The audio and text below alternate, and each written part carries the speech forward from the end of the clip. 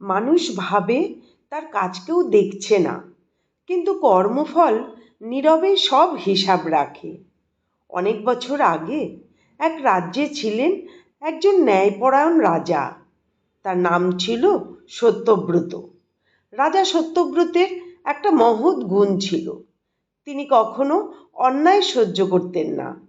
রাজ্যের মানুষ জানত, যদি কেউ অন্যায় করে রাজা তাকে শাস্তি দেবেনই। কিন্তু তিনি শুধু শাস্তিই দিতেন না, মানুষকে শিক্ষা দেওয়ার জন্য মাঝে মাঝে অদ্ভুত উপায়ও বেছে নিতেন। একদিন রাজা ভাবলেন, মানুষের প্রকৃত স্বভাব বোঝা খুব কঠিন। কেউ সামনে ভালো কথা বলে, কিন্তু ভেতরে ভেতরে অন্য কিছু ভাবতে পারে। তার তিনজন প্রধান প্রধান মন্ত্রী রাজ্যের তিনটি গুরুত্বপূর্ণ দায়িত্বে ছিলেন, এবং তারা রাজার খুব প্রিয় পাত্র ও বিশ্বাসী ছিলেন। কিন্তু ইদানিং তাদের সম্পর্কে অনেক কথা রাজার কাছে গোপনে আসছিল। তাই রাজা একদিন তিনজনকেই তার রাজ দরবারে ডেকে পাঠালেন। তিনজন মন্ত্রী এসে রাজার সামনে মাথা নত করে দাঁড়ালো। তারপর এমন এক পরীক্ষা নিলেন, যার ফল 7 দিনের মধ্যেই তাদের জীবনের ভয়ঙ্কর সত্য সকলের সামনে এনে দিল। রাজা তখন তাদের 3টি খালি বস্তা দিলেন এবং বললেন, তোমরা তিনজন আজই জঙ্গলে যাবে। এই বস্তাগুলো ভর্তি করে সবচেয়ে ভালো ফল কুড়িয়ে নিয়ে আমার কাছে ফিরবে। দেখি তোমাদের মধ্যে কে কত যত্ন নিয়ে এই কাজটা করতে পারে।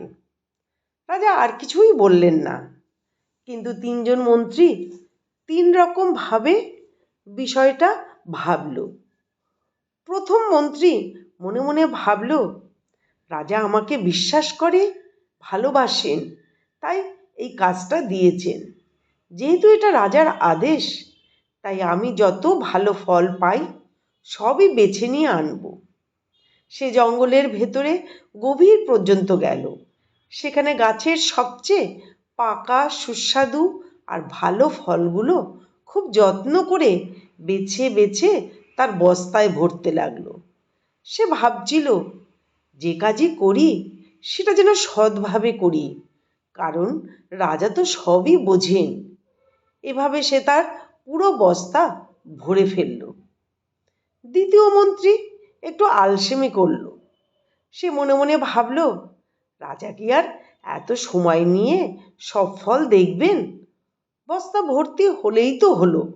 তাই সে কিছু ভালো ফল নিল, কিন্তু নিচে অনেক পচা আর খারাপ ফল ভরে নিল।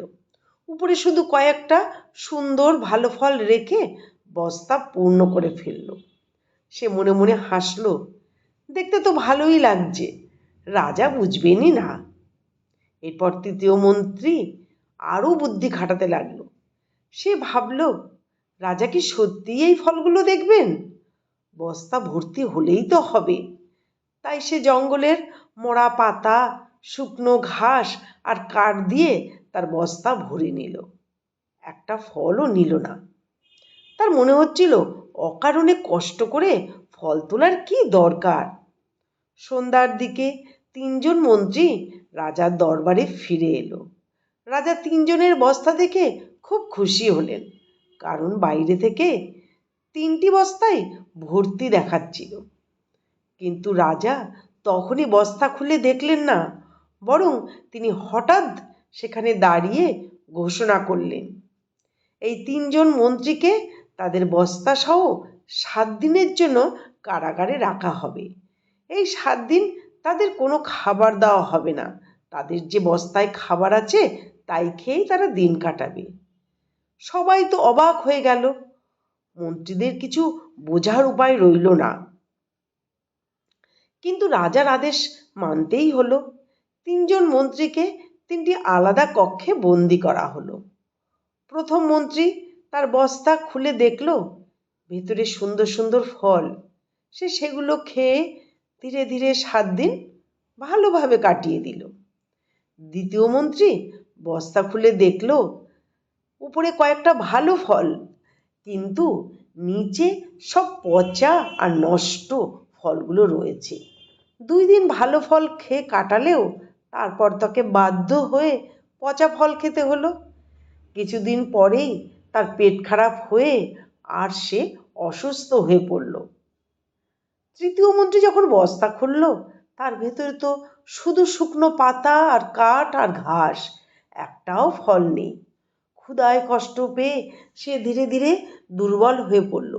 শেষ পর্যন্ত সে কারাগারেই মারা গেল। 7 দিন পরে রাজা আবার দরবার বসালেন। তিনি সবাইকে বললেন, মানুষ জীবনে যা করে তার ফল একদিন তাকে ভোগ করতেই হয়। আমি শুধু তোমাদের দেখাতে চেয়েছিলাম মানুষ নিজের ভবিষ্যৎ নিজেই তৈরি করে।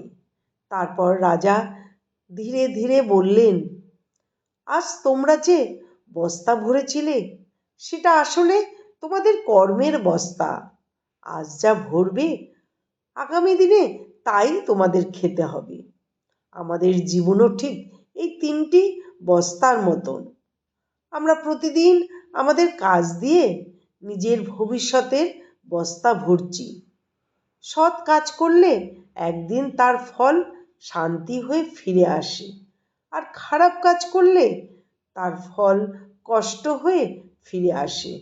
কারণ সত্যিটা খুব সহজ, কর্মফল কখনো কাউকে ছেড়ে দেয় না। যা বপন করবে একদিন তাই কাটতে হবে। বিষয়টি ভালো লাগলে কমেন্টে লিখুন হরে কৃষ্ণ। দয়া করে লাইক ও সাবস্ক্রাইব করবেন। পরের ভিডিওগুলো দেখবার জন্য কৃষ্ণপ্রেম চ্যানেলের সাথে থাকুন। নমস্কার, ধন্যবাদ।